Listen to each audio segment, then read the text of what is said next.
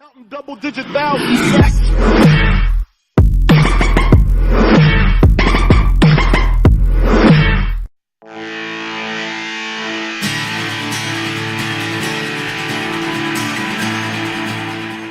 Since the first shots of the uncovered Opel Insignia hit our inboxes, we've been filled with excitement for the new sedan. It looks great, it should come to America with little to no visual changes as the Buick Regal, and we might even get a wagon version. Unfortunately, there's a lead lining to this silver cloud, and it comes to us from down under.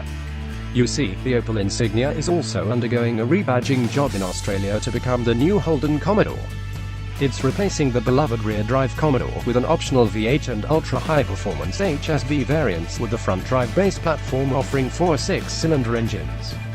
This is depressing news considering the Zeta-platform underpinning the Commodore VF spawned the Pontiac G8 Chevrolet SS and 5th-generation Camaro. Knowing this was going to happen doesn't help much either. What makes it all worse is that the new Commodore doesn't have a shred of unique styling in the bodywork. That's not an exaggeration. A new grille with a Holden Lion badge instead of an Opel Lightning Bolt badge is the only change. See for yourself in the Insignia gallery below. Not only did GM erase a unique Australian model, it didn't even allow the brand to give the car a distinct shape. It's sort of like when Ford planned to replace the Mustang with the Mazda-derived Probe.